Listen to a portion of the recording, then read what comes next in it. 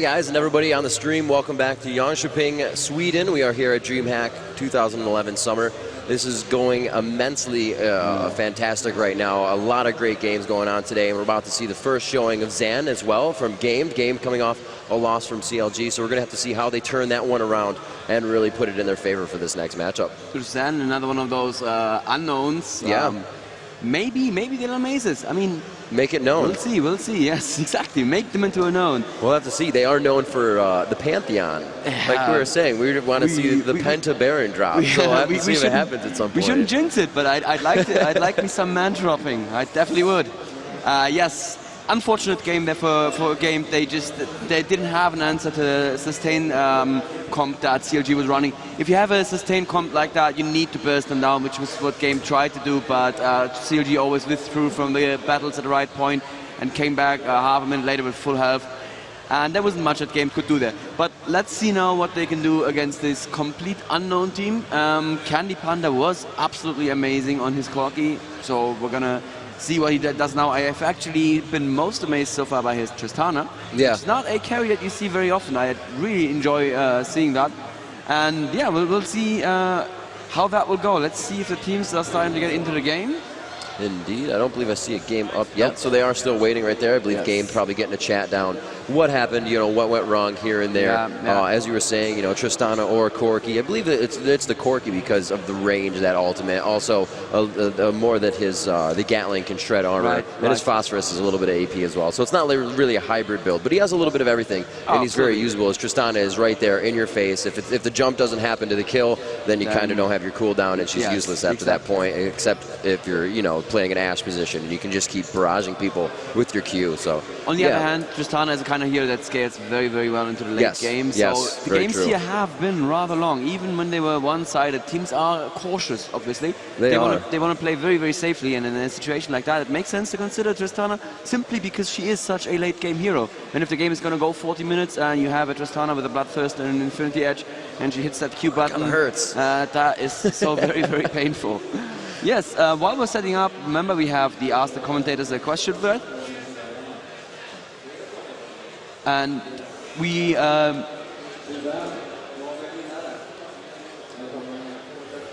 okay, so we are going to look at those threads. We are going to go do some questions, and then we'll go for a quick break. Right. Yes. We'll do a few questions. We're probably going to have a break. Bit. Exactly. Yes. So yeah, let's see if you have some questions. And once again, I walked around earlier today a little bit, and I have seen a lot of people here at DreamHack watching the stream on their PCs. And there is a fan of the Masia over there. That's very good. I haven't seen any Noxians yet. No, not at all. No. For anybody that's here as well, here in the Almia Convention Center in Jönköping, we do have the Spin to Win booth over there. You can win some free swag from League of Legends, Riot Games. We're giving away some Singed cards as well as Viking Tryndamere, which is actually going to be available in the store on the 24th. Right. So if you're here in Sweden, you're going to use it first, and you're going to be able to show it off to your friends and crit their face off, and that's what Tryndamere does best. Crit their face off with awesomeness. That's what exactly. Pillage and Tryndamere. So I have to address the elephant in the room for me. European teams aren't doing so well, are they? How's that feel though?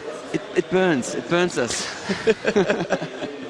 I don't know. It's not over yet. XP has flown in, so Fnatic are going to run their full setup. Now, yes. And AAA have been known to be susceptible to the nerfs, which is something that is a factor at offline games.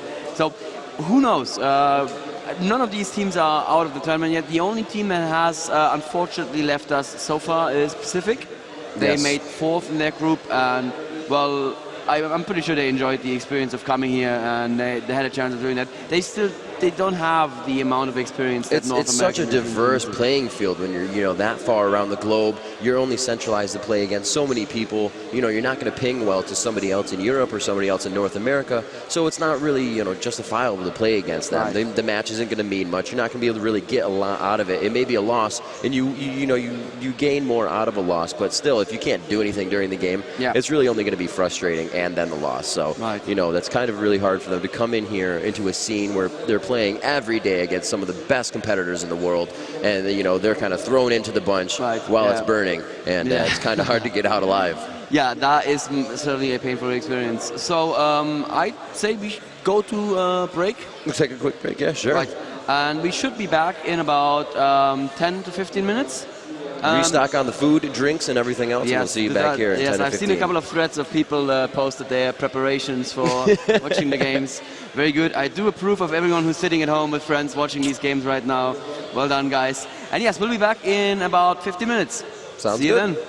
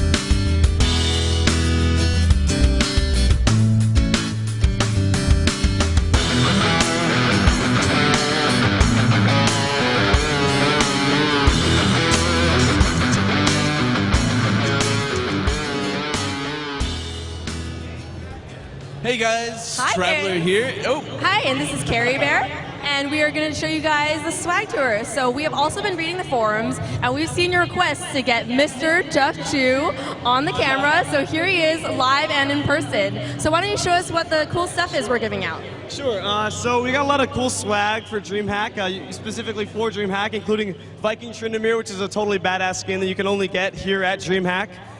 You can win all this swag at the Spin to Win over here. We've got a bunch of League of Legends lanyards, some rune pins, even some Demacia tattoos. So we got a bunch of cool stuff that you can come and win over at our booth. So come on down and get some gear. So I have one question for you. Yeah. So you spin that wheel to win these prizes, but is there a hidden prize to see your abs? Ooh, yeah, it's pretty tough. Actually, if you get it right on one of those black slivers, you may have a chance at getting to see it, but no one's hit it today, so. Gross. All right, guys, you gotta come here and see this guy's abs. Back to you.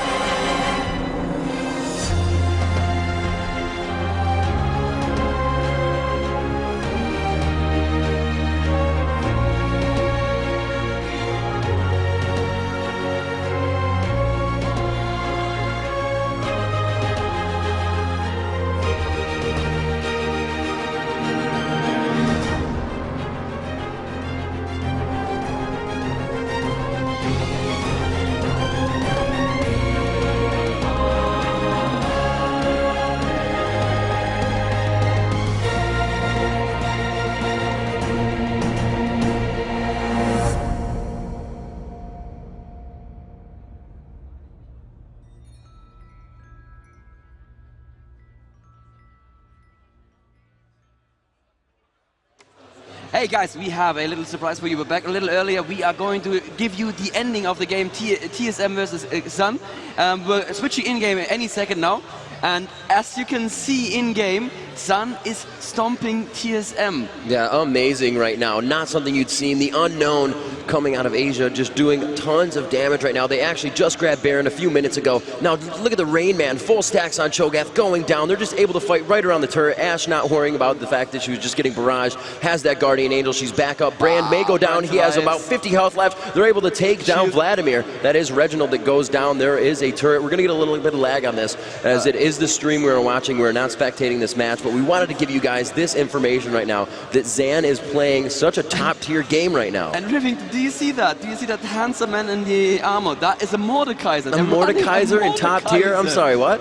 And this is not even close. This is 17-4. And we're actually about to watch the Gamed versus XAN match right after this, but we definitely wanted to show you what was going down. TSM winning the NA Regionals, going down to XAN here at DreamHack Summer. Who knows? An amazing matchup for them right there. That is the victory. Glad we could get in for that little bit of information. Yeah, that is a very big GG. And now we may have another contender.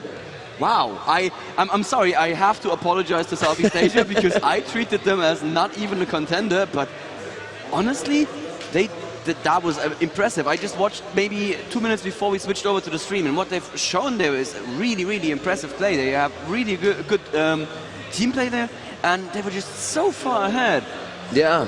I am amazed. And let's have a quick look at the lineup from TSM here. There's Sona, Cho'Gath, Caitlyn, Vladimir, and Amumu. That's a perfect lineup, solid lineup. That's a lineup I'd say, yep, you are going to win with that lineup. And wow, a Mordekaiser Nocturne. When we looked at that, it was something like 12,000 gold that they were up, as well as it was 11-3 in the match, 4 turrets to 1. It was like more than 12. Domination. That's not squeaking by with a win, especially for Team Solo Mid. That was really coming out very strong and being able to take what they needed to take and take it home. They are the favorites, aren't they? At least for the North American teams, Team Solo Mid, everybody says. Definitely Team Solo Mid, CLG, those top teams that are always looked upon and always talked about on the forums. Definitely the teams that we expect to be in those final matchups, creating those back and forth underdog matchups for these type of teams. But I guess XAN no longer an underdog. I am absolutely impressed, and that of course was the reason we had to take a break. We actually had the games running concurrently, and we assumed that XAN would be ready on time because, to be fair, we didn't think the game would run too long, and then they were still playing. They told us we need to take a little break, and we found out why we need to take a little break. I am now officially a XAN fan. I'm just calling it right now. The XAN fan. Yes, I'm a XAN fan, yes. They won with a very metal Mordekaiser skin, and I can definitely approve of that. So let's see how game they're going to fare against them. I am suddenly very, very excited about this match. Not that I wasn't very excited before, but I thought that it was a foregone conclusion. It no longer is. Yeah, it really isn't, and a lot of people are wondering on the streams, we're looking to ask the casters, will the off-streams alternates be commentated? Usually they are not. They are played in the background. We put the streams up that, are going to be those teams that are going to go head-to-head. We had CLG versus Gamed, and that was going to be a huge match, not realizing that XAN was going to come out with a match of their own as well. So now we know, and now you know, and we're definitely going to bring you all the coverage between these teams throughout the next few days. It's only going to be less and less teams. 2 are going home today. As we said, Pacific has already taken that fateful trip home. Unfortunately, they did very well in their brackets. They were able to come out strong, I believe, without a loss. But like we said before, the diversity between the playing fields globally we see it's that much different. Yes, and that's absolutely exciting for a game that's still, let's face it, a budding esport. We don't have the 10 years of history that StarCraft have between them. So we are still a young esport, and to see the metas in the different regions slowly start to diverge, when we slowly start to see that there's actually more than one correct way of playing the game. There's more than one way of playing the game that can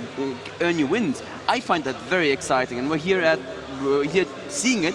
And this kind of tournament is the #1 way of bringing everyone together and just seeing what happens when those metas touch. And apparently, TSM were not prepared for whatever it was that Sun did there. It's one of those things where you might, you take it as they are the underdog, so we're going to play this way, we're going to be a little bit more aggressive, and then you just get taken off guard, and the tables are absolutely turned, and you're like, whoa, how do we fix this? We've kind of dug ourselves a hole here. How are we going to get out? Yeah, and by that time, it just seemed that 12,000 gold and 11-3, there's no way of digging yourself out of that hole. It starts raining and everything gets muddy. And it fills up very quickly. Yeah, that's why I looked at the lineup, because I thought, hey, is TSM running a troll lineup, bite them in the backside? But no, that was like I said, that was a perfect lineup. That's a lineup they'd run against CLG. That's a lineup they would run against AAA. So I am really amazed. That is the first real upset of the tournament, and very good. I like upsets. Yeah, for sure, for sure. You got anything from the forums? Oh yeah. What do we got?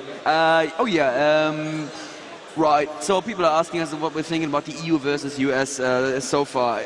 Well, we talked about it already. It's clear that, well, I'm not entirely happy with the performance of EU so far.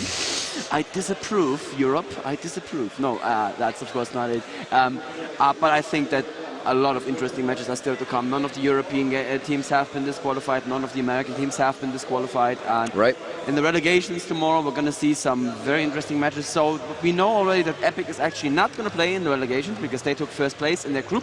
So they move straight on to the third day. 3-0. They have a day off tomorrow. They can go and party. I do not recommend partying. But we're going to see some very, very close and interesting matches tomorrow, I'm very sure, because tomorrow it's going to be super clear, you win or you're out. Yes. And that's going to go for both teams tomorrow. Yeah, so we'll have to see what Fnatic do with their full lineup, what AAA do after the nerves have calmed down a little bit. But so far I have to give it to the American teams. Epic has been, well, Epic.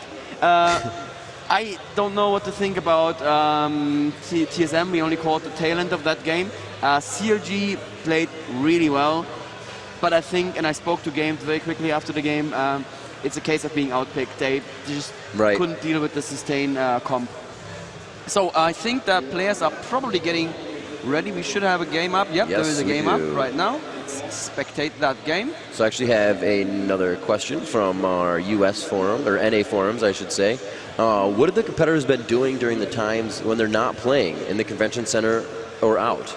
And most of them actually, you will see them on the floor in front of the projector screen, in front of the TVs we have viewing the matches, watching the teams they may be playing against. Actually, we can see CLG still in the crowd, hanging out, watching some of the matches going on. Obviously pretty aware of what just happened to TSM, and definitely about to watch this game versus Xan match. Fnatic also in the crowd still. They haven't played for quite some time, and as they were in Team 1, so they've been done, and they're still hanging out here. A few of the teams are definitely mingling around. There's a lot to see here, and an amazing BYOC down on the main floor. It's like an absolute rave.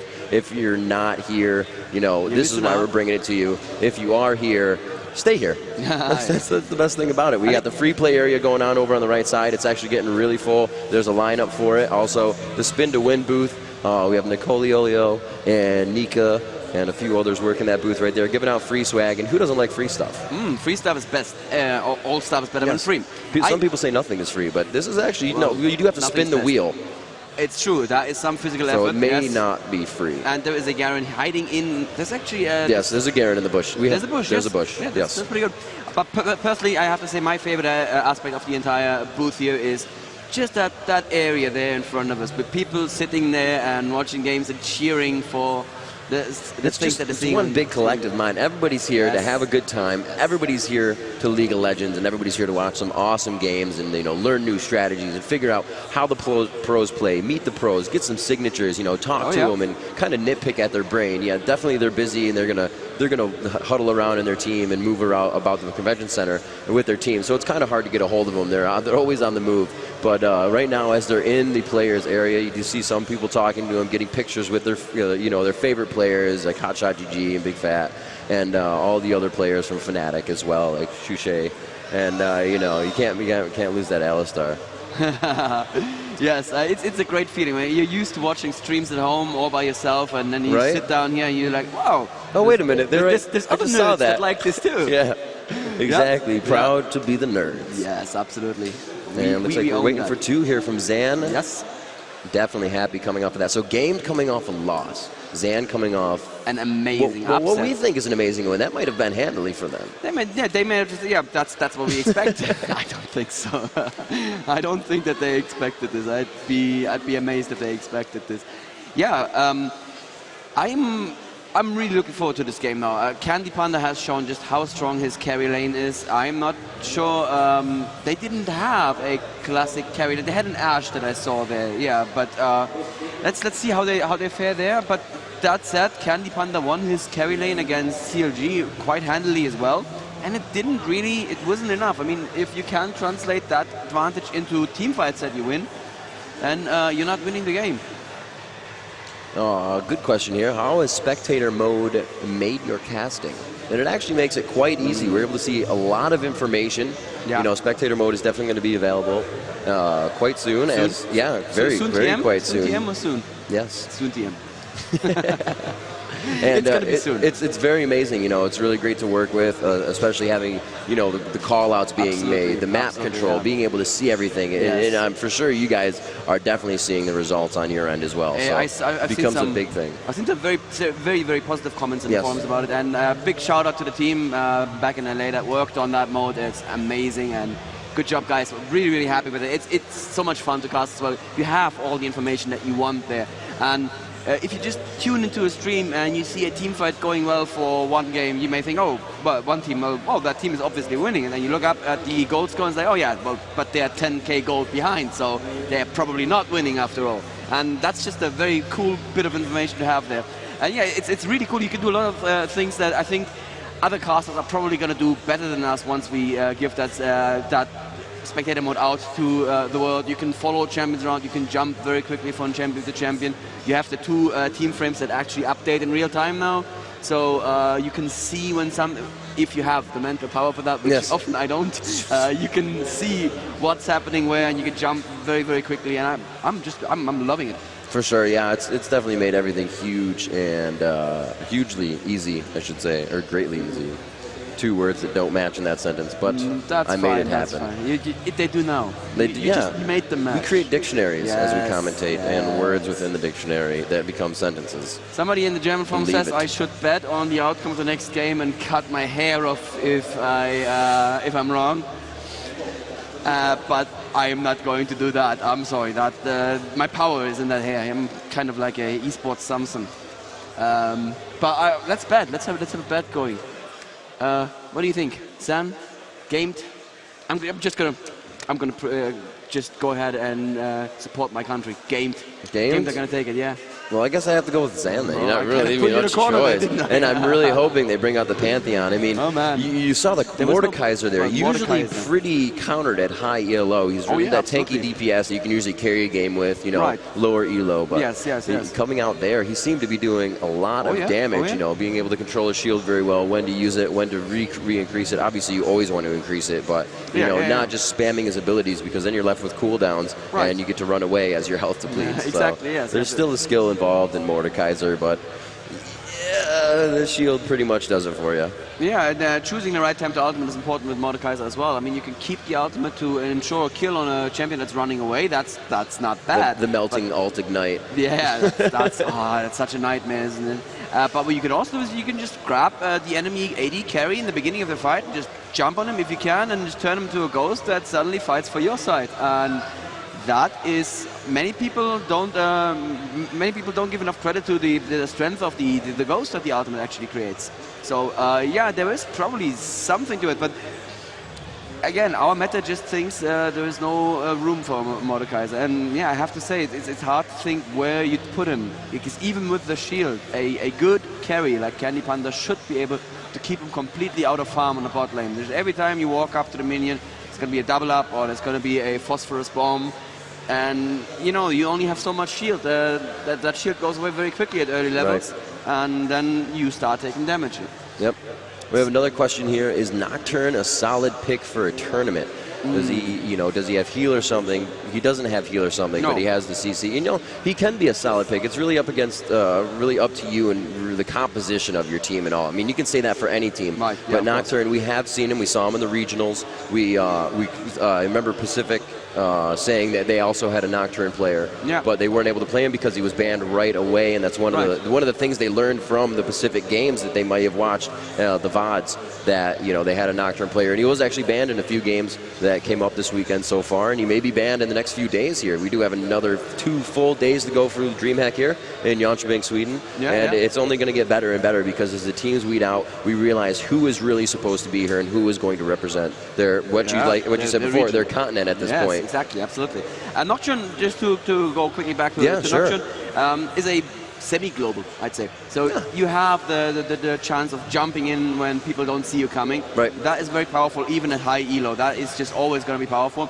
But Nocturne is typically a champion that you see in the EU meta game if all tanky junglers have been banned. Because once again, our meta game currently is heavily dominated by dual AP, and there is no room for a tank on the lane, so you need to run the tank in the jungle normally. And if all jungle tanks are banned, then you need to start thinking about other jungle picks, and Nocturne is a very, very good pick because he has that CC. He can usually, in a 1v1 situation, he can jump in with his ulti, put up his spell shield so he can immediately be CC'd, and put the fear on the enemy champion, and that is usually enough to kill them. So yeah, I think Nocturne is absolutely a viable pick in high elo. And some more questions. After seeing XAN play, do you think other teams will change up their bans drastically? I'm not sure because I don't think many teams know what XAN picks besides, the Pantheon that we've been kind of putting out there. And it doesn't seem like they're going to roll with that this game. They obviously do take this very seriously. Pantheon may have been something that the team composition worked before as they played in Asia, or Southeast Asia. And it might not be in this one. Also, another one, Orianna is not in this patch. She will not be used for this tournament. And what do you think about the XAN bans? The XAN bans? The XAN bans. Do we have XAN bans? I don't know about XAN bans. What do you think about if other teams will drastically change their bans? Absolutely not. You cannot base bans on one game that you just saw. That doesn't make any sense. You need to know more about the team before you can start adjusting your bans and picks to tailor-made for that team. If we see XAN do really well with one specific champion a couple more times, I can kind of see that champion pop up in somebody's ban list, but I think teams are probably, if they go up against an unknown, they're going to run a safe strat, and they're going to ask themselves, what champion messes with that safe strat, and take him out of the pool. Right. As the thing I've noticed a lot is as we have, these teams playing internationally now, instead of just regionals in the NA that myself and Freak casted, is that teams, there's not much TF banning or TF playing at this point in time. And he was banned pretty much every game with Vladimir, and anytime CLG was up, Nidalee was on there, obviously, for Hotshot. So it's definitely been different for the areas that they're playing from, and the characters that are being used. They definitely know each other. They know the teams. They know how to play against each other. They know, obviously, who plays what. But I don't know how this XAN is going to play out. We're going to really have to see what comes into play for them. The TF ban is interesting, I think. I think what's going on there is that the people who are in that one meta, in the North American meta, they know that split pushes are very, very hard to deal with the team comps that they usually have. But because teams here often have team comps that the team comps that deal well with split pushes, TF isn't such an important ban. I don't think we'll see it. So anyway, we are now about ready for the game of Gamed versus XAN. We are going to cut over to the tournament area for an interview.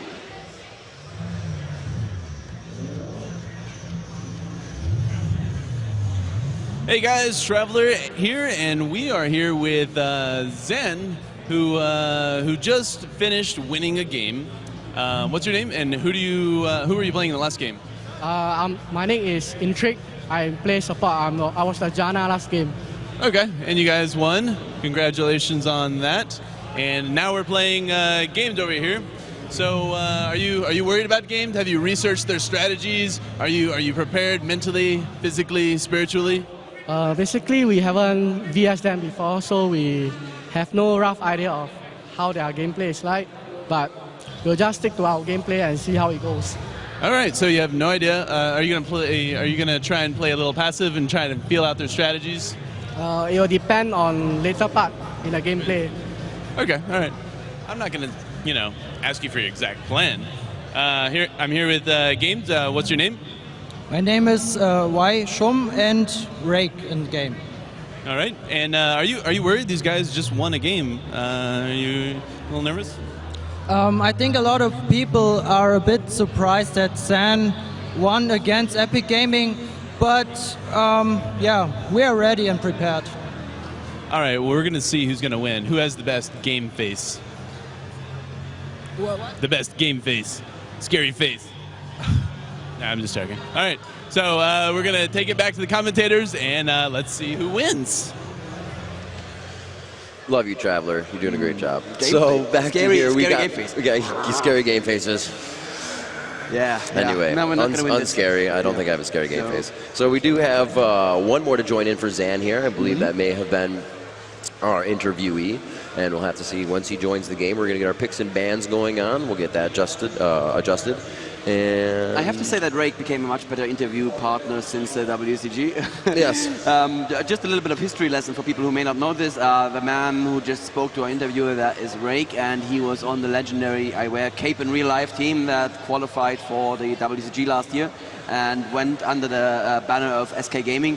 And there was an interview where I asked him about something I felt like a 1-minute question that he answered with a yes, and then just silence. He was like, I said everything I need to say, yeah, just yes. So, yeah, we have lots of veterans on that team, actually. Team gamed. They also have ShLaYa, who is also at the WCG, and Osaf, who's not playing today, but who is actually in the audience, and who has been advising them after the game against CLG. I was actually standing here watching the game on the monitor and having Osaf sit next to me, so every time that game made a questionable move, I just looked at Osaf face palming, so that added something to it. All right, wait, we have memes. Give me memes. This is good. All right.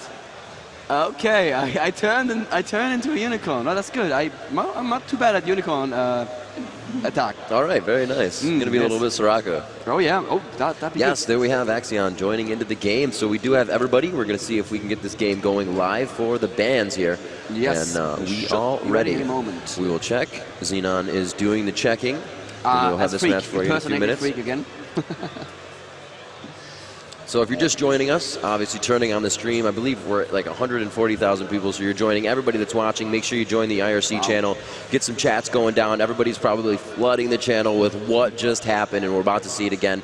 You know, we have XAN coming off a win, Games coming off that loss versus CLG, so we're going to have to see what they can do in this. They're definitely, you know, at some point in game, or at some point in the game, you definitely have to realize that, you know, we have more games to play. Let's not let this play on our mentality. Don't let it get you down. And they're just going to go into the next one stronger. You know, like I said before, the loss is really what tells you what your errors are, and you learn more from the loss than the win. Going through the win, you usually you're able to flow right through it. It seems like everything was going right, and it's the teams like XAN that let you know what you're doing wrong, it appears.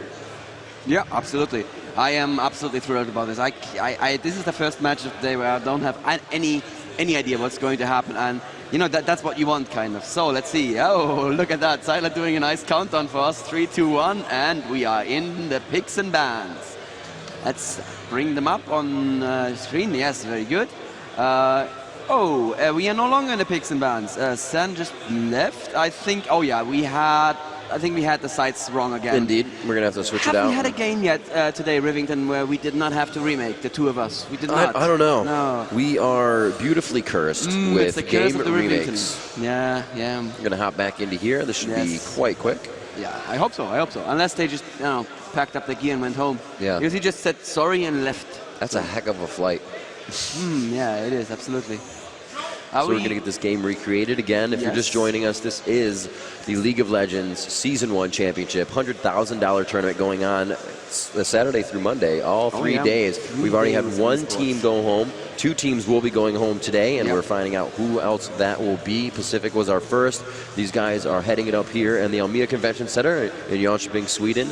A beautiful and gorgeous area. I cannot believe how clean it is here. The air is amazingly clean, and it just makes it for an even better and more fun convention center. I don't think we're going to have any huge plague going around. And obviously you can enjoy the beautiful landscape here pretty much 24/7 since the sun sets at something like, I don't know, 11 and rises at 4.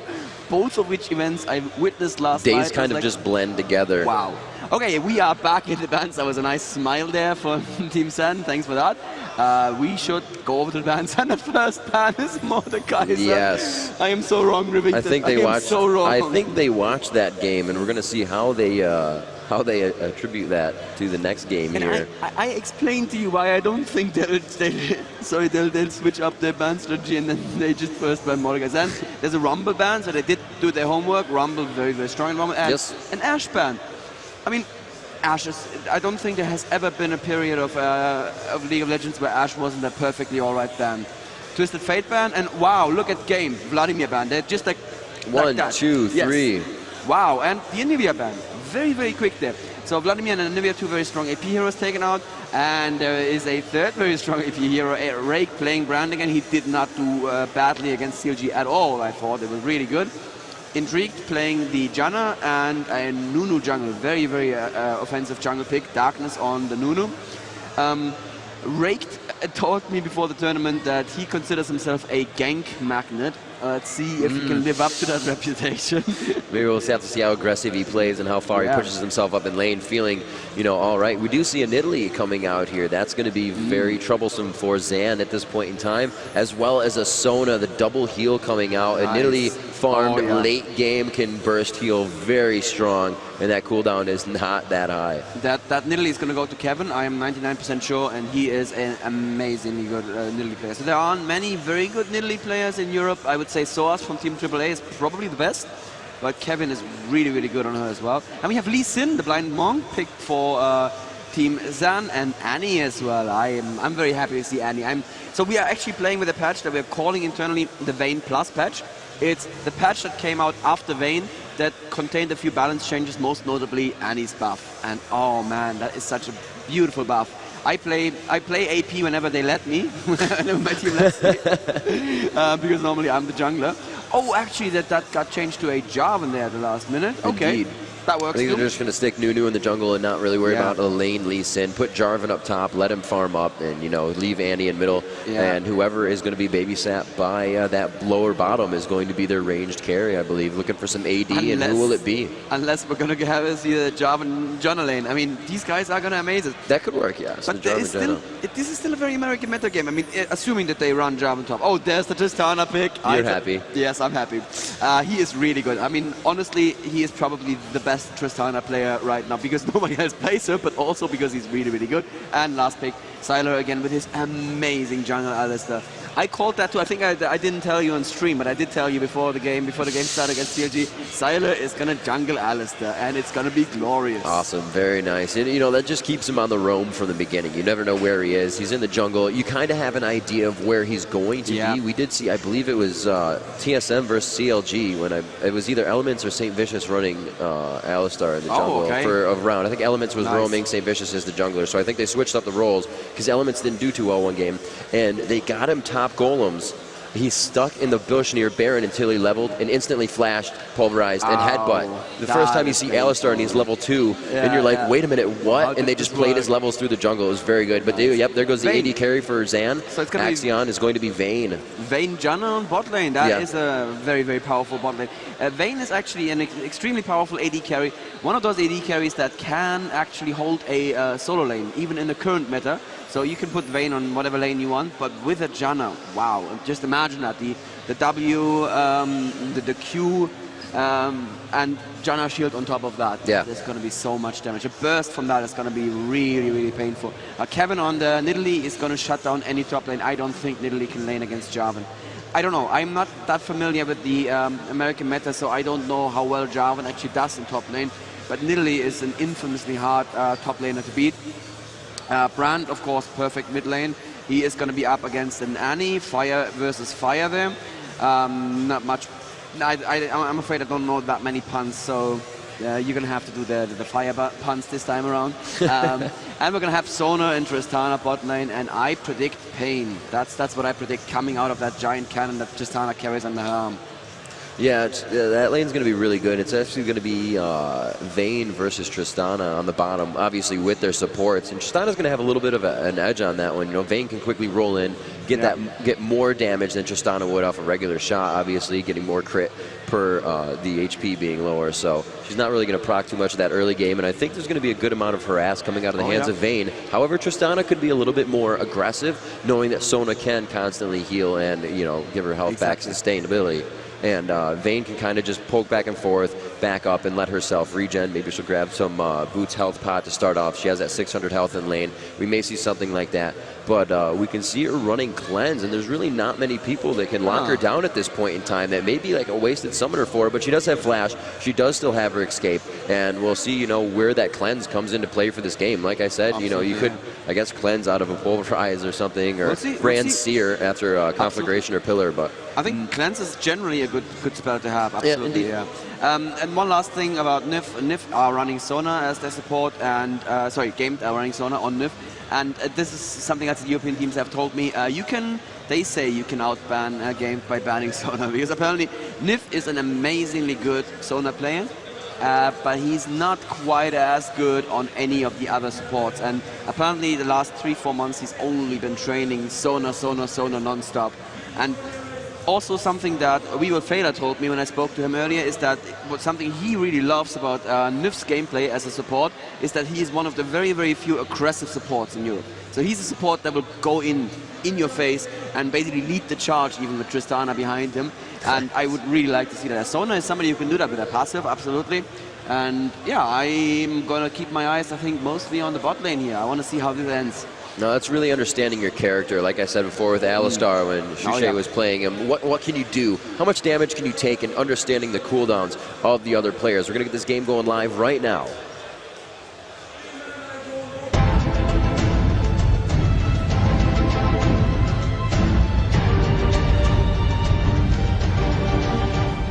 And here we are as we pop back into the game. Looks like everybody is kind of heading down mid in a line. Looks like they may go straight for each other on this one. Nidalee will stop, and the others will stop. Nunu quickly jumping into that bottom brush there. And we'll have to see what these guys can do for the beginning of the matchup.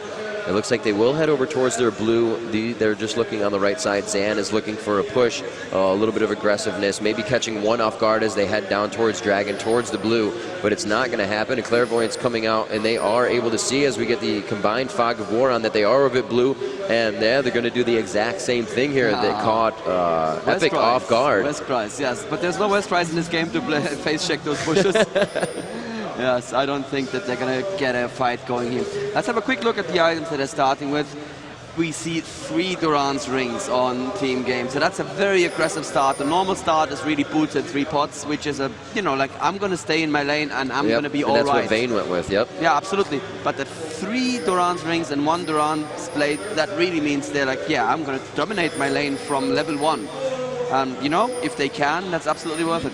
You know, and it makes sense too. We see that Tristana, I don't know, going for the damage right off the bat to kind of negate the roll, or the tumble, I should say, that Vayne's going to have. She also has Doran's, so she's going to be able to, you know, help herself sustain a little bit. But having Sona on her, she's really not going to have to worry about hitting minions to get her life back. She can just worry about the last hits and continue to over farm here. They are going to go ahead and obviously steal those wraiths. Nunu on the consume, able to get that up for himself. Looks like we're going to have Jarvan going up top versus Nidalee. That's very, very common for Nidalee to play a solo lane.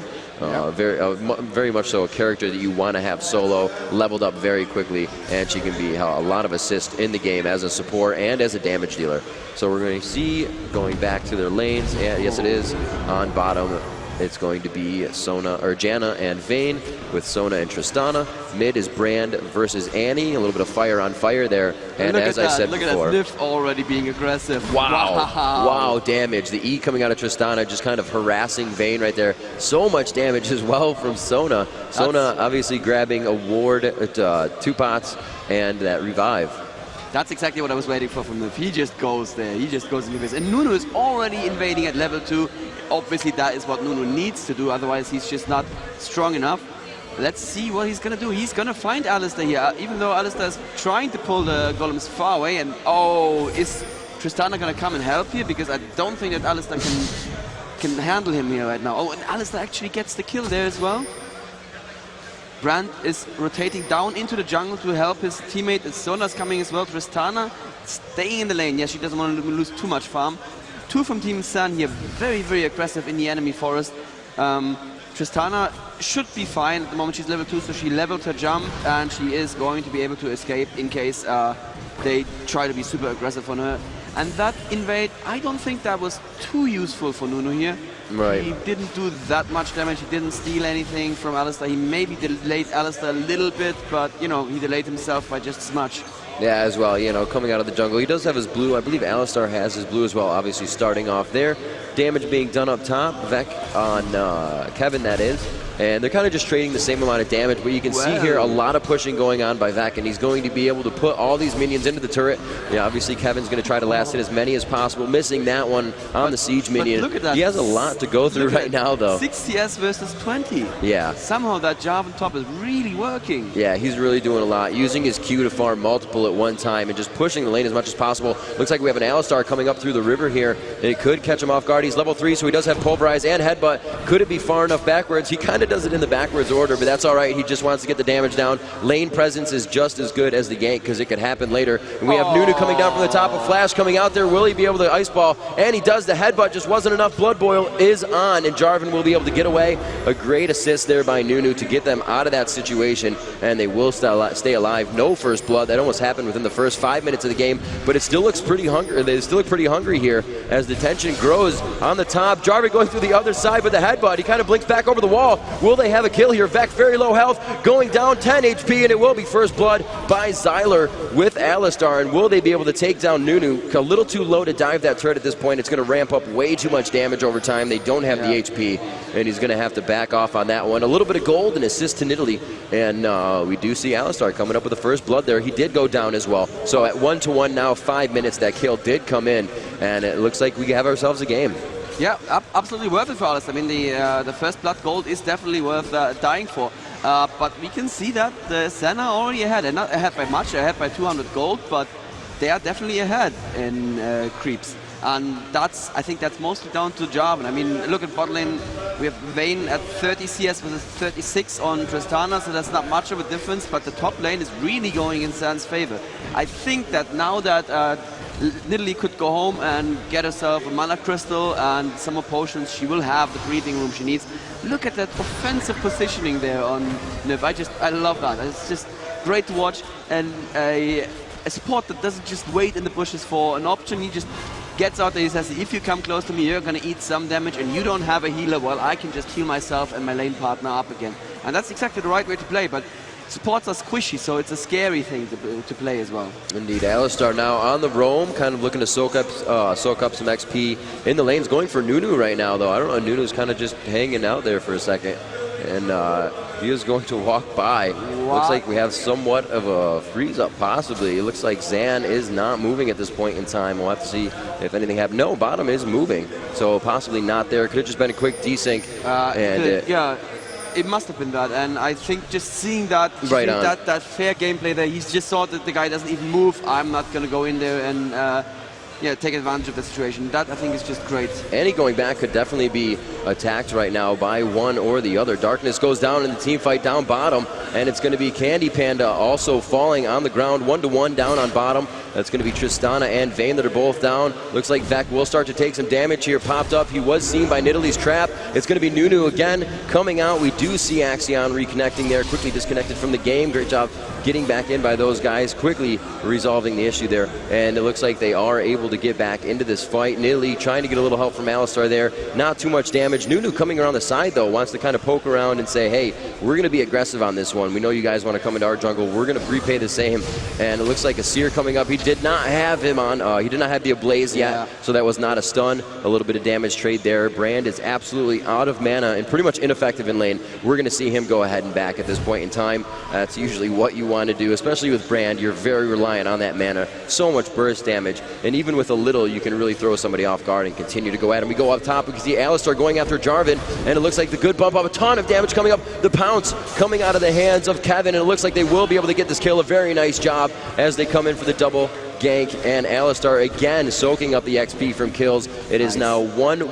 Tristana, Nidalee, and Alistar all have kills for their team, as it is only Janna and Nunu on the team for XAN that are coming up with kills. That's Radion and I believe Intrigue.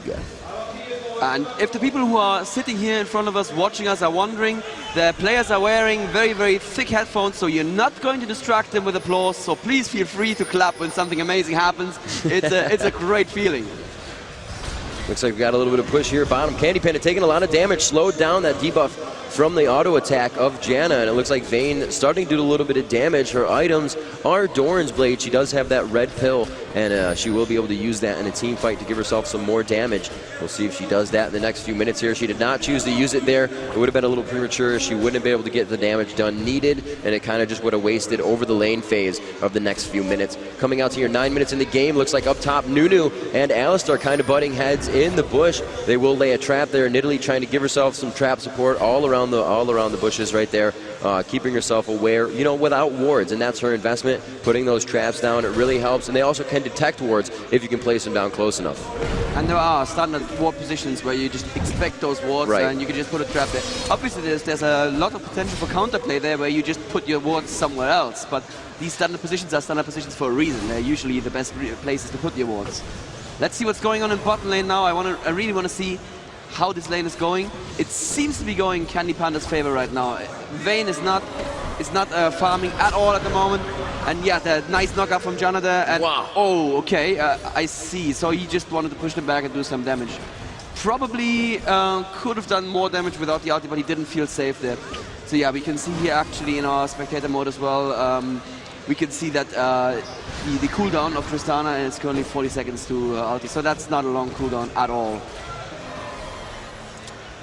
They're still moving around lane. Looks like Nunu may come down into middle here on Annie, but Alistar is also at that party, and they will choose not to do that. Jarvan is up top. Looks like Nidalee will back in this situation. Kevin now on the fountain, but he quickly gets back into his cougar form and back to lane.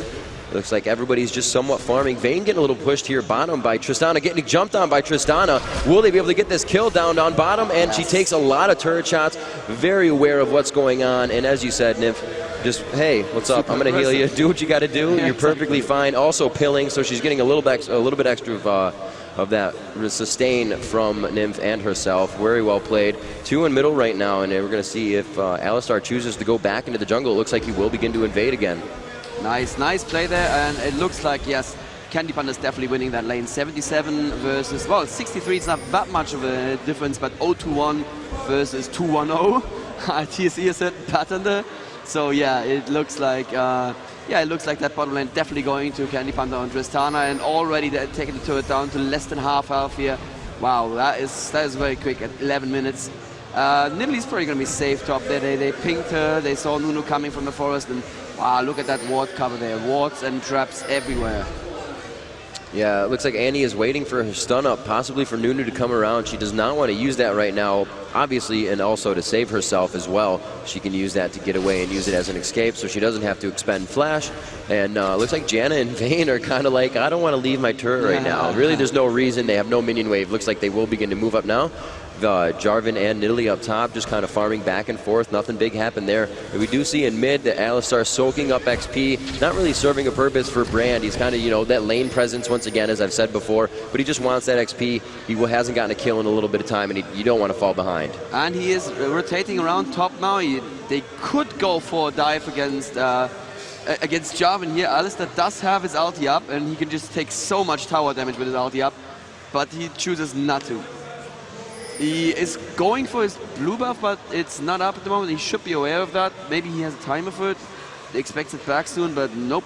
So while Alistar's setting up there, let's have a quick look what's going on bot lane. Vayne is actually dares to go out a little bit. Oh, Brand is coming top lane as well, so Jarvan really in trouble now. Alistar going all the way around, using his ultimate to take all that tower damage. So much damage put on Jarvan. It wasn't enough. Let's see, bottom there's a fight. Oh, nice positioning. And yes, wow, Candy Panda waiting for the flash until after the jump. So great play there as well. Gets out safe. That's one of the strengths of Tristana. That jump has a really far range. And oh yeah, Jarvan sticking around. No, Jarvan did not stick around the tower. They took the tower. Yes. yeah, that tower was just doomed after Jarvan had to go back. Very nice job there. Bottom, Nunu could have taken a little bit more time.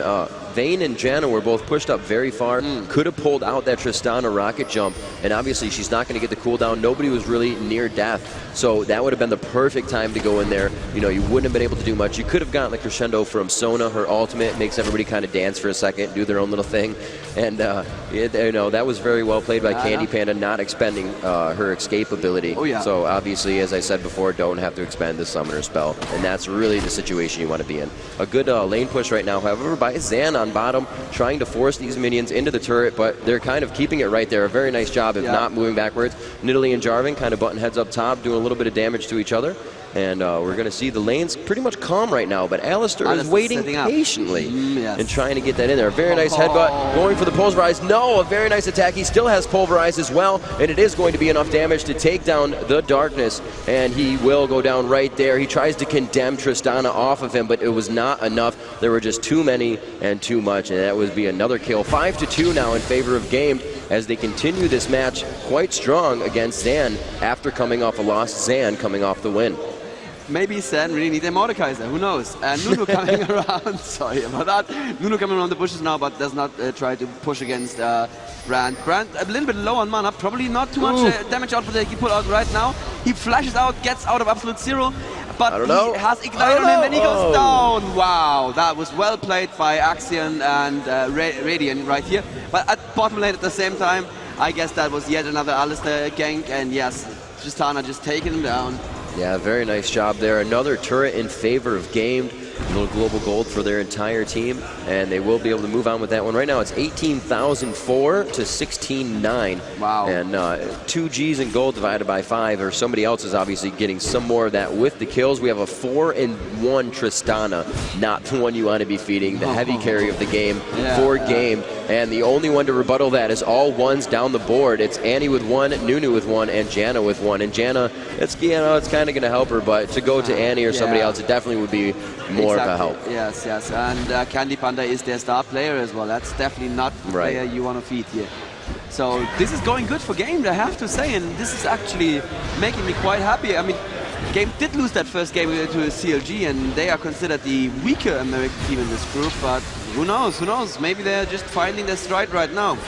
Brand looking to dive that tower, something you have to be very aware of when you're Brand. A Blaze will draw aggro from that tower. Not a lot of people know it. It's a 4.5 second burn, and if you run into the tower with that range, be like, wait, why is it on me? Oh, just because I set 4 people on fire. And there's one right there, the pillar, and he almost hits the seer. That would have been very nice, and definitely the ultimate initiation that they would require to take down Annie right there. I'm going to check it, and she almost has Tibbers, about 20 seconds left on that, so you can see everybody converging to mid here, gathering together. Vayne is going to guard that bottom and kind of try and grab those minions, and it looks like they will start to come into mid here. Annie possibly getting her spells ready to drop Tibbers. It looks like they're backing off, though. This turret will go down, the third and final outer turret, and now into those second outer turrets.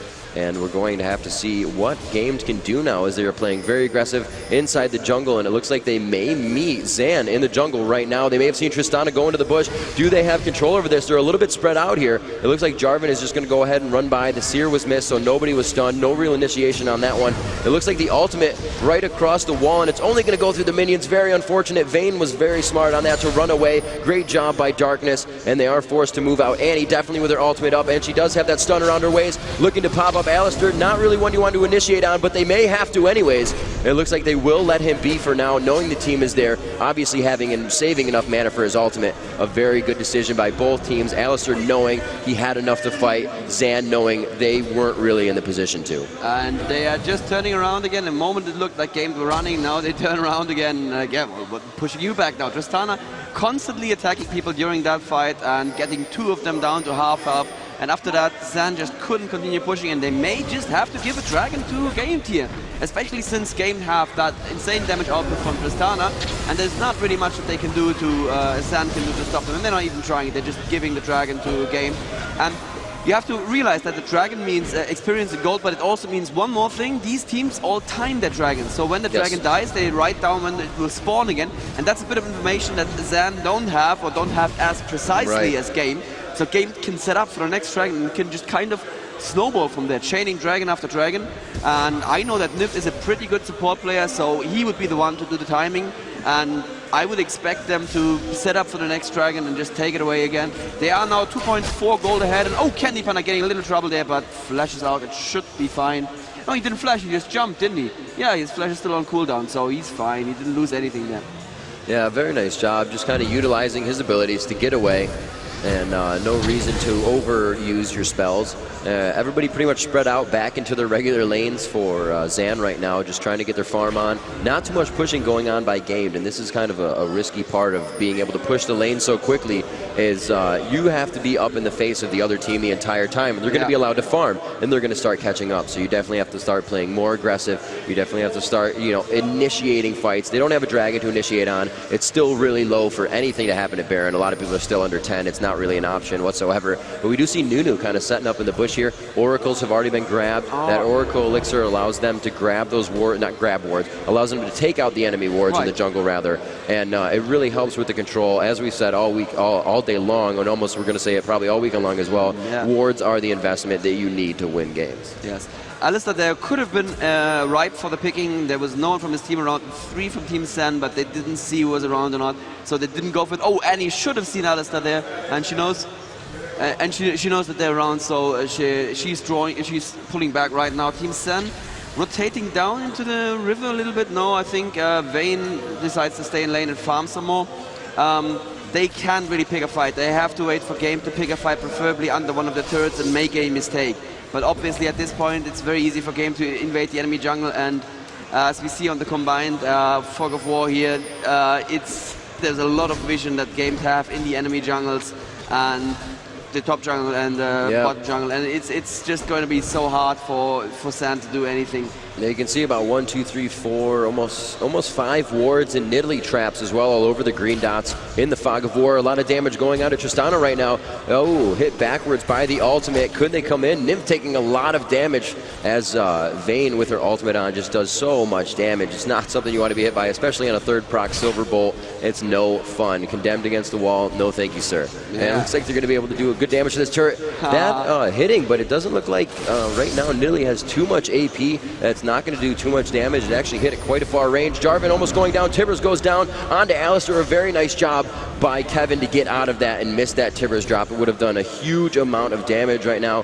Annie has quite a nice build. That Deathfire Grasp as well as 2 Doran's Rings and penetration boots, and Tibbers would have not felt too good if it was on the face of Nidalee at that point in time. The flash away, very smart idea. You know, no problem for Alistar. He can just go ahead and heal up, get back into the fight. 3v2 situation up top. His bottom is getting a 2v2 situation as well. Fights going on all over the place here. Good push on the turrets. Vayne taking a good amount of damage there from both Tristana and Sona, that is. And it looks like Brand is going to go ahead and farm himself mid, pull both Nunu and Annie from top. Looks like Jarvan is on the fountain. So Brand's just like, hey, I'll soak up some XP. You really don't want me to, but later it's going to be quite bursty, and we're going to have to see what Brand can do in the team fights. Starting off with that Pillar of Fire and the ultimate, just melting people. Oh, and there is here a kill picked up against Sona, against Nif. He was a little bit too aggressive, it looks like. But at the same time, they're picking up a tower top and possibly, yes, also a Nunu top. So that was worth it, I guess. Nif confused them, surprised them with his decision, and that allowed them to get a tower and a kill top. So 2 down on XAN, 2 Sona down on Gamed. Something you would take all day. Sona not really one to get kills, so she's not going to be worth much the whole game. Obviously, it's not good to drop a player at all. It's money to the other team as well. I didn't see that. But yes, they did. Well. Wow. So it looks like Janna all by herself on the bottom, and she will continue to guard that tower, continuing to farm the XP as it comes in. No reason you shouldn't. It's only 1-on-1, and Tristana's not going to be able to do that much damage right next to the tower. You can just go ahead and back up. Looks like Tristana may meet Annie right there. She does have her stun, dropping down Tibbers, and huge as she goes for that W. Very nice job picking that up by XAN. A very much needed kill, bringing it to 8 and 5. Now 3K down as they slowly lose that money, and we're going to see how the advantage plays in favor of Gamed as the game goes on. 23 minutes or 22-20 into the game right now. Still really looking greatly in favor of Game, as they have not lost one turret yet. I wonder, how did Annie see Tristana in the bushes here? I just checked, they didn't have vision, they clairvoyanced afterwards, so Annie must have just seen her pass through somewhere and just checked the bushes. Annie may have been going, I think Brand was still in that position at times, somewhere in mid, or Sona, Right. as we see now, is just going around to play the outside role, maybe drop tippers from the side on Brand. It's Right. still, it's probably more damage to Brand than it would have done to Annie, and you saw how fast Tristana, rather, not to Annie, Tristana dropped. So we could have seen that again, just again with her stun procced up, not giving anything to chance. Janna flying across the map with that tailwind. We'll see if she can initiate something here. Actually putting down a ward. Brand not going to even try for it, saving his spells. And it looks like Jarvan with the shield up recently. He is going to go ahead and just keep farming.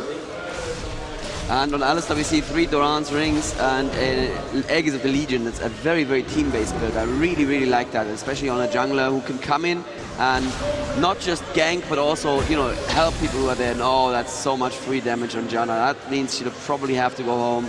Yes, she'll have to go home, which gives Game a couple of minutes to do something, a couple of seconds to do something on the map. But well, Dragon is back, and despite my predictions, they did not set up in time for it. So there's some element of coordination missing there. They should have been ready for Dragon. They should have timed it. They didn't. Right. Sona now as well with an Oracle. She's going to be able to roll around the map. Kevin getting back into the matchup here. He did get disconnected real quick. We see that on the screen. Jarvan moving up top. Alistar able to guard that tower. Nothing really going to come of that disconnect. He is going to be able to get back into the game quite quickly as we are on the land. It's going to be simple and easy. And looks like Janna and Nunu going ahead to grab blue buff. They'll probably give this one to Nunu if all goes well. And actually, it's going to be stolen here. I think Tristana will be able to get that. And it goes to Sona. Very nice. The cooldowns and the mana, that's going to help immensely. A huge one going for the Pillar Fire nearly ultimate and pretty much melting. Very nice Candy Panda coming in for the kill. Just going to feed him up nicely. 174 creep score, 6-2 at this point in time, and another jungle in their favor. 190 gold plus the XP, 33.3k to 29.8k. The money is just increasing now, about $4,000 gold over Zan at this point in time, and Game, you know, leaving nothing to chance after seeing Zan versus TSM. And that was nice revenge for Tristana in exactly the same place where she was killed by Annie a moment ago. She gets to kill Annie. Jarvan meanwhile stealing Game's blue buff. That's interesting. I thought I saw ShLaYa doing that blue buff a moment ago, but he must have aborted it. And there's one inner turret that goes down, the second inner turret actually that goes down for Sen already, and they're setting up to take down the third inner turret. Jarvan completely out of position, cannot defend. He may take a turret in return. Yes, he's definitely. He's going to get that one, but you know, they've been losing a lot, and this is, they really need defense on this inhibitor turret. If they get a lot of damage done on it, could easily be a backdoor for somebody. Not that they have a team that backdoors or anybody that can really go around. A nice flash in and pulverize coming out of the hands of Alistar. His team was not there. They were focusing on the turret. He thought they were going to take it down a little bit quicker, but that's all right. Kind of unfortunate that the flash was used for them, but they will be able to still initiate in fights. Alistar is somebody that, you know, it kind of matters on if you want to initiate well, but he doesn't really need it to escape with the amount of damage he can take. Yeah, absolutely. And he can still help out pulverize if he has the range for that, and so that kind of almost replaces the stun right there. So a needlessly large rod on Annie now, bringing her up to 222 AP, and let's see, 153 only on Brand. Brand not doing quite as well as Anio, even though their CS is identical. He has 0-1-1 while she has 2-1-0.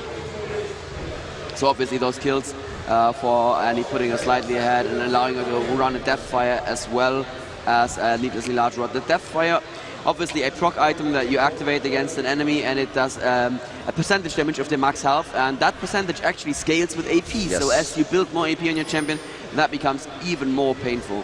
Sand now going back with 2 of them. See if Annie's going to be caught here. No, she seems to be fine. Oh, wow. Unless Candy wants to very aggressive in. Candy Panda. It looks like he will turn to the right. They did have that ward there. I was like, you have no mana. Where are you going? You have a ward there. All right, they were definitely safe in that situation. Yes. And he does have red as well, so he can always hit and run away, hit and run away. You're going to be slowed. Xyler looking to put some pressure on the jungle right now as they're pinging him. They're like, hey, okay, come on, chill out, please. His own team is going to give him the what's up. Let's take it easy here. We don't really have enough space to initiate, and we're kind of spread out. Looks like it's going to go down bottom. That Infinity Edge now in the hands of Tristana. And you can tell, obviously, with 6 and 2, has not sold any of those Doran's Blade, has had enough to build up a Zeal and the Infinity Edge with Berserker Greaves, with whatever she needs. You know, usually you see somebody at least sell 1 or 2 of those to get to that Infinity Edge faster, but she's totally comfortable in a build right now, and you can tell she's very farmed at 203. The closest is Jarvan at 195. We're going to head up top to see what's going down here. It looks like Nunu and Jarvan may initiate on something.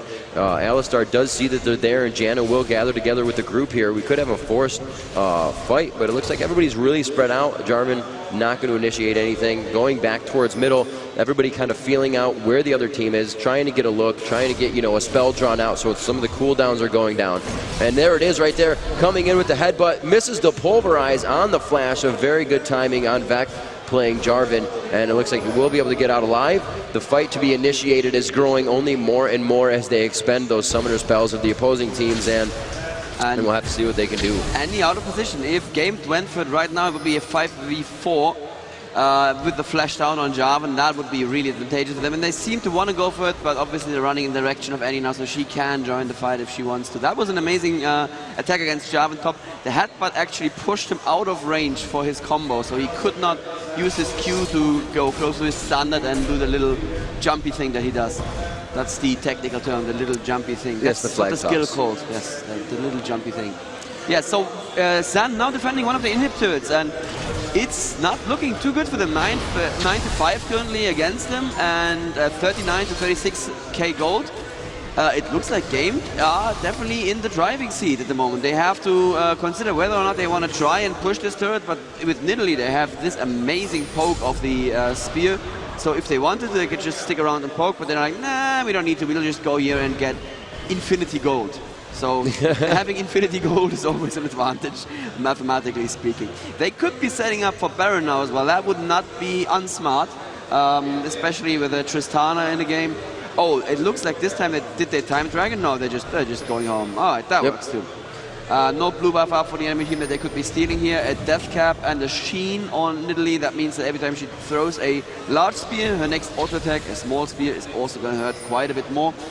She's going to build a Lich Bane. Of course, that is just a must-have item on Nidalee. It's so painful. You get a spear in the face, and then you get another spear in the face. Yeah, it doesn't feel too good. No. No, we're going to see Alistar heading up here to the top blue golems, going to be able to take them out quite easily. Nunu is right on the other side. He's like, I want to go get golems, but I think I smell a cow. So he's going to head off of that one and go back to the base, probably possibly buy something. I don't know. Nobody's really showing themselves right now for Gamed. So it looks like they're really just kind of defending inside the base. Annie's all out there by herself, so we'll have to see what she does in that bush by Wraith. Looks like they will start to take the tower, and a lot of damage coming out of the hands of Tristana on this one. She will jump away, using that quite early, but it doesn't look like the fight is initiated, so she will be all right on that one. And yes, she has the cooldown back right now, so that jump, that's okay. The cooldown is really not that long. Let's see what Nidalee is tossing over the wall. Spears is what she's tossing over the wall.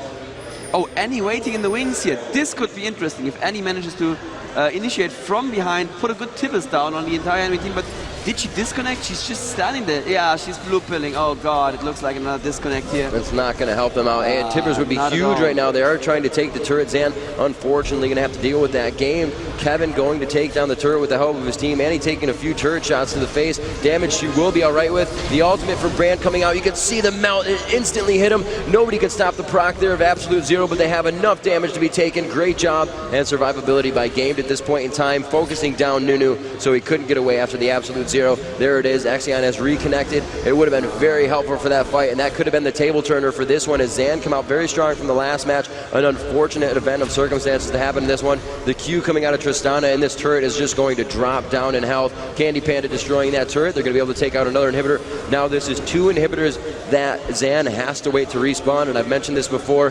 They have to stay in the face of XAN at this point. It's going to be a lot of minions flooding their base. They're going to be able to start accruing that gold and making their builds a lot better from here on out. They don't have a lot of finished builds. If you can see that scoreboard, they all have the Heart of Gold, trying to get that gold in their favor. As you said, it is a late game item, and that's where they are right now. You know, 31 minutes into this match, 32 as we crest that point, and they're looking to have a lot of gold as we have Infinity Edges and Phantom Dancers Aegis and Rabadons on the other side for Game. They have a lot of finished build items and 2 Rabadons on the team as well. And really, Alistar, the only one that doesn't have as much as he needs, as he's been roaming, still has a good amount of kills, 2, 1, and 5 with 110 creep score, is kind of building for that attack damage as well as AP.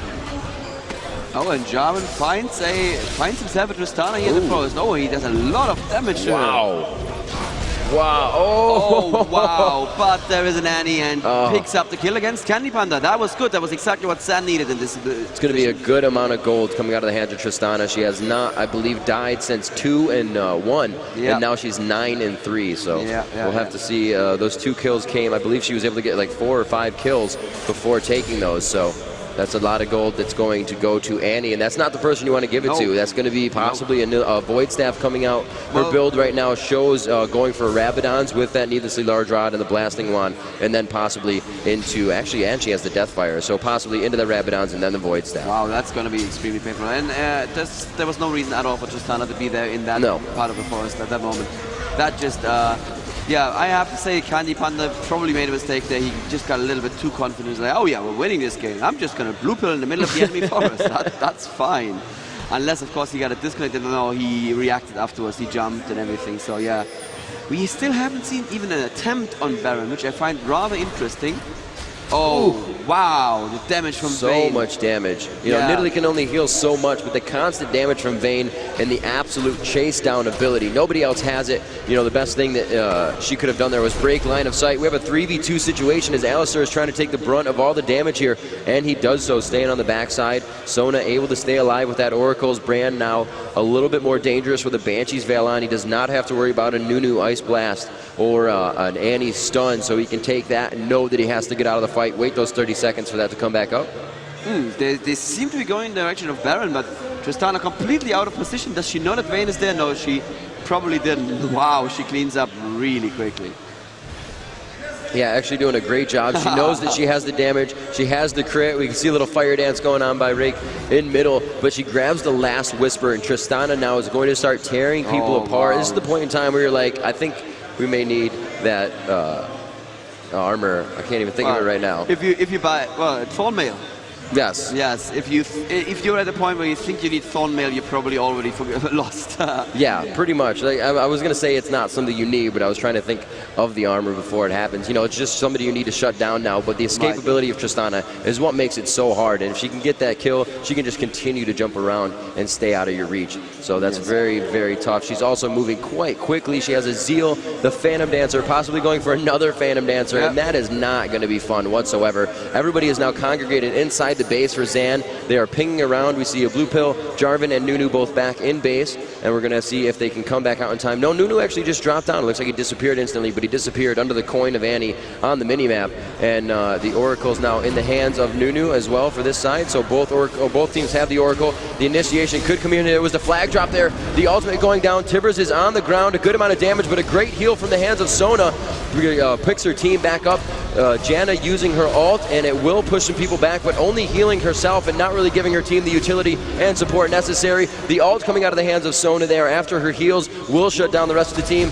It is going to be a big jump. A lot of damage coming out of the hands of Vayne. Was able to shut down Tristana. Not worth as much money at this point in time, but it was a good player to go down. It's going to be a lot harder for these guys to drop more turrets and inhibitors, but this one obviously being so low, they're going to be able to do it very well. An ace for the team. They won't be able to go all the way on this one. They may be able to get a lot of damage done. Actually, they have a huge minion wave. I am a liar. I did not see that. As I looked down to the minimap, they kind of blended in with everything down there on the minions, and it looks like they may be able to take the game here. 9 and 7 seconds left before anybody gets back in the match. A lot of damage to be done to this Nexus right now. Alistar with the highest base damage at the start of this game, so he's going to be using his abilities and using that Sheen to just rock off a ton of damage to this Nexus, and that is going to be a GG for this game. Very well played by Game, coming out strong against Xan after a loss for Game. Xan coming off a win now to the loss, and Game probably feeling a lot better about that situation. They should feel really good about themselves, even though that Vayne really gave them trouble. Tristana, if you watched her jumping left and right in that last fight, the Jarvan ulti hit her, and I'm sure she was ready with the finger over the W button, and she just jumped right over. It's like, yeah, you jump on me, I'll just jump out, and you could play in your crater by yourself. Let's check the damage that Tristana dished out on this. 271 creep score and a huge amount of kills here. Damage dealt Tristana. She is, yes, Candy Panda on the top, 175,000 damage. That's not going to feel good. She's actually beating everybody by at least 2 bars. The closest behind her was Darkness. Nice. Great game played. Absolutely, yes. That was well, that was exactly the game that we expected to see, with a dominating bottom lane translated into a lots of successes in team fights. To be honest, XAN didn't play a bad game at all. That Vayne was really, really scary, and Jarvan top lane shut down in Italy, which I didn't think was possible either. But yeah, I have to say that they're definitely not bad.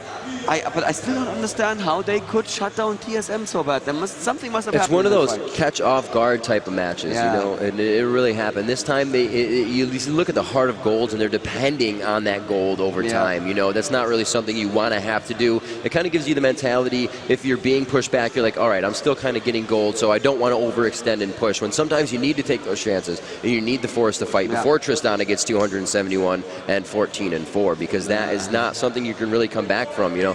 Unless, obviously, like he said, you possibly get the Thorn Mail, and at that time you're already saying, oh man, this is kind of in the bag. Yes, exactly, yes. And not a team player, Candy Panda, as you can see. Not a single no assists. He wants them all. Yes, he needs them all for himself. He should have built Sword of the Occult. That would have totally made sense. That would have hurt. Very much so. Well, a very good game there, and Candy Panda proving that it's not for no reason that we call him the hero of Game T, their rock star, so to speak, and that's the gameplay that we've been looking to see from him. Maybe his Tristana is simply better than his Corki, because that was, let me tell you, an amazing Tristana. That was a very good game, utilized very well in all positioning and every other aspect that, you know, a Tristana needs to play, not using her rocket jump and too early to give herself her escape, as well as a flash out of that as well, using her E at the right time to, you know, stop healing. It was just very well played all around, and she definitely had the build going as well. Also noticed she needed some magic resistance, went from the Negatron Cloak, and pretty much everything else around the board, just a very well-rounded build for that Tristana, and for, I should say, you know, Candy. Yeah, I like to see that. So, do you know what's next? I do not. You do not. It's going to be, there's going to be interviews next, of course. I believe we do have the players ready in the tournament area for some interviews, so let's get that checked out and see what the post-game players have to say. Hi, it was after a particularly epic game. I'm here with the team that just played. Can you introduce yourself to everyone and who you played in that game? I'm from Team XAN. I'm Intrigue. I played Janna last game. Great, and what were your thoughts about that last game? It was a very close fight, but they played a bit better, so they won the game. But there was some disconnection, so I was a bit disappointed. But that's not an excuse. Yeah, it was very dramatic for all of us watching, and you know, you guys were able to manage to come back from it pretty well, but not, you know, not for the whole game. You know, what do you think the particular strengths of your team are, and how did that manifest within that last game we just watched? Can you repeat? Yeah, what do you think the strengths of your team are, and how did that manifest itself during that last game? Where did that come through? Actually, I think it's the gameplay that we lost to. Sorry? Actually, I don't get your question. Oh. What do you think is the main strength of your team? What are you guys best at? What are you best at? Oh, we are best at our lane controls. However, the last game, our lanes weren't doing very well, and they got the upper hand. Great. Thank you very much. And can you introduce yourself? Yeah, I'm Candy Panda. I played Tristana last game. Yeah, I'm the carry player of Game T. Great. It was a very epic Tristana. I think we're all very excited to watch you and watch the awesome items you were building. You got very scary at the end there. How do you think that happened? You know, what got you all that gold and all those kills? Well, in my opinion, Zona and Tristana are the strongest bot lane at the moment. And yeah, we got a lot of towers because we pushed with Nidalee. And so yeah, I got really fed. Great, and so, you know, obviously with their team that you haven't really played before, you haven't really seen them play before. Were there any surprises? Actually not, because they played really similar to us. So yeah, we didn't expect them to play such a style like us. Great, well that's awesome. Thank you both very much. Good luck with your next game, and back to over